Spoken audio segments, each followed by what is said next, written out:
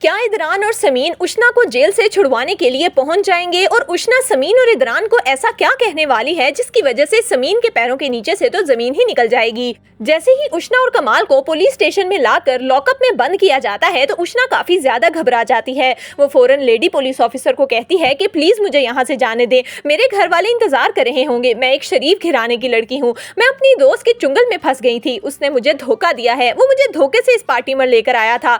जिस पर police officer कहती है कि बीवी आराम से बैठ जाओ, यहाँ पर जो भी आता है वो अपने आप को बेकसूर ही कहता है, तुम यहाँ से कहीं नहीं जा सकती। उशना रोती है, पीटती है, लेकिन उसकी कोई अब फरियाद नहीं सुनता। इतने में पुलिस ऑफिसर अपने सेक्रेटरी को कहता है कि इन सब के घरों में कॉल करो ताकि इन लोगों के माँ बाप को भी तो पता चले कि उनके बच्चे क्या गुल खिलाते फिर रहे हैं। जैसे ही उशना ये सुनती है तो वो बहुत ज्यादा परेशान हो जाती है, क्योंकि अगर उसके बाप को ये पता चल गया कि उसकी बेटी थाने में बंद है तो उसके बाप का जिंदा बचना मुमकिन नहीं होगा। और होता भी कुछ यूं ही है। जैसे ही शुजात साहब को इस बात का पता चलता है कि उनकी बेटी जेल में बंद है तो उन्हें हार्ट अटैक आ जाता है। सब लोग बहुत ज्यादा परेशान हो जाते हैं। समीन की छोटी बहन नीली फौरन समीन को कॉल करती है और कहती है कि बाबा की तबीयत बहुत खराब है और पुलिस स्टेशन से फोन आया था, उशना को पुलिस अरेस्ट करके ले गई है। जैसे ही समीन ये सुनती है उसके पैरों के नीचे से तो जमीन ही निकल जाती है। वो परेशानी से कहती है कि उशना वहाँ पर क्या कर रही है, जिस पर नीली कहती है कि मुझे कुछ भी नहीं पता, बस समीन आप यहाँ पर फौरन आ जाएं, इदरान भाई को भी साथ लेकर आइएगा। इदरान समीन को परेशान देखता है तो फौरन पूछता है कि क्या हुआ, जिस पर समीन बताती है कि शायद कोई गलत फहमी हुई है, उशना को पुलिस अरेस्ट करके ले गई है, हमें फौरन जाना होगा, बाबा की तबीयत भी ठीक नहीं है।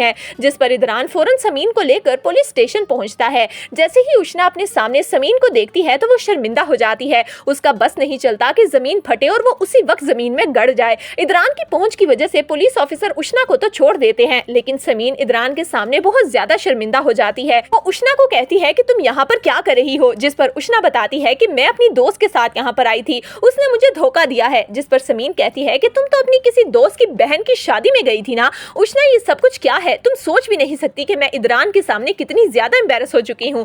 जिस पर उशना रोते हुए समीन को कहती है कि समीन मुझे माफ कर दो, मुझसे बहुत बड़ी गलती हो गई, लेकिन अभी प्लीज मुझे यहाँ से ले चलो। कमाल जैसे ही इदरान को वहाँ पर देखता है तो वो फौरन अपना मुंह छुपा लेता है, क्योंकि अगर एक दफा इदरान के सामने कमाल की हकीकत खुल गई तो कमाल का जिंदा बचना बहुत मुश्किल है। दूसरी तरफ शुजात साहब को हॉस्पिटल ले जाया जाता है, जहाँ डॉक्टर्स उन्हें बताते हैं इन्हें बहुत सीवियर हार्ट अटैक आया है, आप लोग कोशिश करें कि इन्हें कोई स्ट्रेस ना हो, क्योंकि अब अगर इनके साथ ऐसा कुछ हुआ तो ये जिंदा नहीं बच पाएंगे। उशना आंखों में आंसू लिए रोने लगती है। उशना की माँ भी उशना पर बहुत गुस्सा होती है और कहती है कि पता नहीं हमारी तरबियत में क्या कमी रह गई थी कि तुम जैसी औलाद हमारी बेटी है। लेकिन समीन अपनी माँ को खामोश करवाती है और कहती है कि अम्मी प्लीज इदरान के सामने मुझे और शर्मिंदा ना करें। जबकि दूसरी तरफ कमाल अब पुलिस ऑफिसर को रिश्वत देने की कोशिश करता है और कहता है कि मैं तुम्हें जितने पैसे चाहिए होंगे मैं दूंगा, लेकिन प्लीज मुझे यहाँ से निकलने दो। लेकिन पुलिस ऑफिसर कमाल को कहता है कि अगर तुम मुझे रिश्वत ऑफर कर रहे हो तो मैं तुम पर एक तगड़ा केस बनाकर तुम्हें मजीद फंसा सकता हूँ, तुम्हें शर्म आनी चाहिए, लोगों की लड़कियों को गुमराह करते हो।